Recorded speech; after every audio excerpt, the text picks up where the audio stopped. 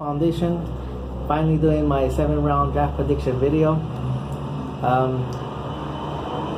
I could have gone a lot. I tried to manipulate I tried not to manipulate the draft the way I wanted it and all that. But the great thing is that the two things that we need the most is very deep. So I really liking our chances of getting a couple of good solid players and all that. Last year we hit on 4 great players. Possibly could even be more coming. From that draft. So if he was to hit on 3 of these guys, I'll be more than happy. If he was to hit 4, I'll be jumping up and down because that's above the 50%. So anyway, let's get going. So with the first round, we have the 28th pick in the draft. I'm gonna stay with what I've been making my case for with all this time and all that. And I'm gonna stay with Charles Harris out of Missouri, the defensive end. Love the explosion. Love his first step.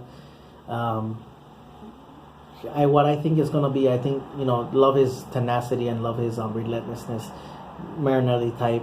What I think with him is he may not get 12, 14, 15 sacks, but what he'll do is that he'll get a lot of guys sacks too, because he's gonna force them into the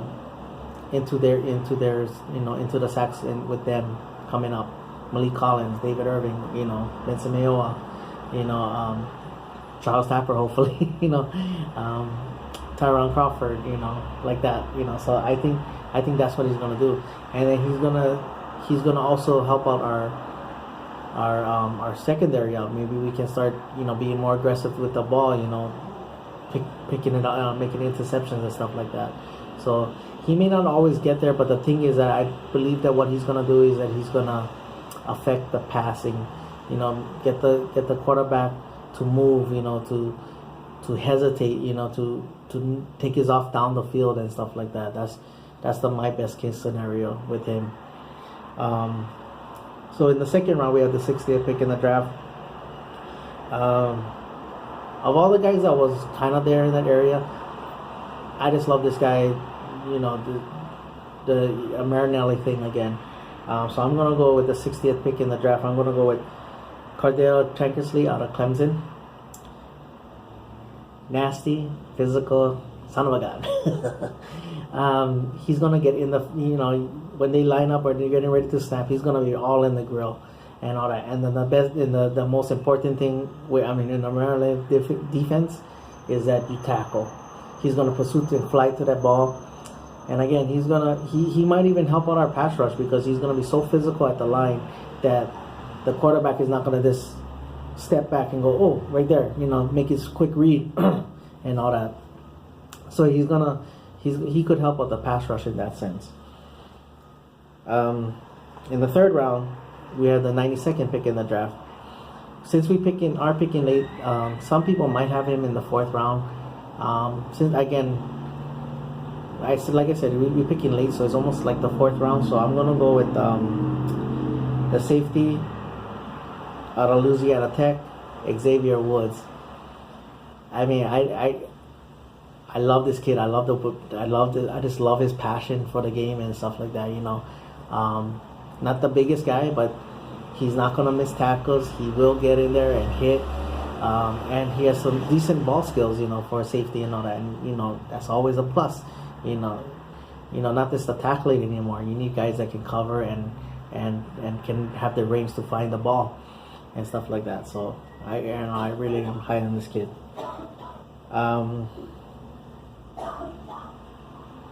In the 4th round, since we don't have a pick, I want to double up on the cornerbacks. I'm gonna go with the 133rd pick in the draft. I'm gonna go with out of Oregon State, Tristan Decoud. I love his length. I love his speed.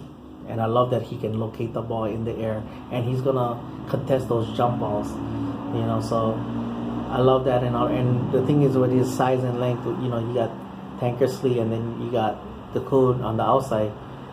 The older that Scandrick gets, you can move Anthony Brown, which he did a great job when Anthony Brown was, when Skandrick wasn't playing, he did a great job in being in that slot, corner. So a great guy to have over there. Since we don't have a 5th round pick, 6th round we have the 211th pick. I'm gonna go finally offense. I'm gonna go with George Kittle, tight end out of Iowa. I think he's an upgrade from Jeff Swain.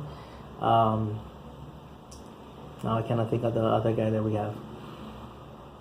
But anyway, I don't know why we might went blank. But anyway, I think he can get open better, and he can get down the field better, and then also he's a better blocker and everything like that. So he's not the fastest guy, but he knows how to get out in space and stuff like that. So anything that has an upgrade on him is all good for me. In the 7th round. In the 7th round, I'm going to go for traits, and I'm just going to go with what the best available out there. And I think he's going to be out there. I'm going to replace Lance Dunbar.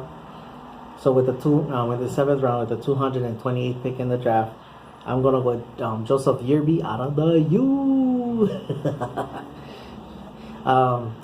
To me, he's an upgrade. He follows his block very well. He's more durable, and he can catch out of the backfield, which is always a great plus and all that. A little change of pace, but the good thing about him is that he has that ability to home run. He can hit a home run, take it to the house as well too. So it is, Zeke can do all those things, but if you can get another guy that when Zeke is not on the field to oppose that same threat that he has, he could do that as well too. Finally, with the 246th pick in the draft, I'm finally gonna go out of the box and kind of test this a little bit. Because I loved him the year before and all that. Again, I'm a huge Miami Hurricane fan. He got a little bit in trouble, but from what I keep on reading, he's changed a lot. He's made significant changes in his life and all that. Hopefully he, the thing is that, we've heard it before, but the way he said it, he was honest. He was saying, I screwed up a lot of things for my family and all that. So I'm gonna go with the defensive end, edge rusher out of Miami, Al-Qaeda Muhammed. Again, he has a quick first step and all that. Needs to get a little bit bigger, but you ask him to come in on 3rd downs, he's gonna push a lot of guys to me, because I think he's gonna get knocked because of his pass and all that. And he got suspended almost a whole year and stuff like that. So but I think if we can just kind of look past and all that, and really study that, or really follow up and really see through that he is not lying, believing that he's not lying. If we can see, if they find any lying at what he's saying and all that, then we won't take him. But if they believe after looking through everything, I think he could be a great contributor to us and all that. Anyway, that's my video. 2 days. Alright, brothers and sisters. Mahalo for watching. Pani all the boys, and go Cowboys.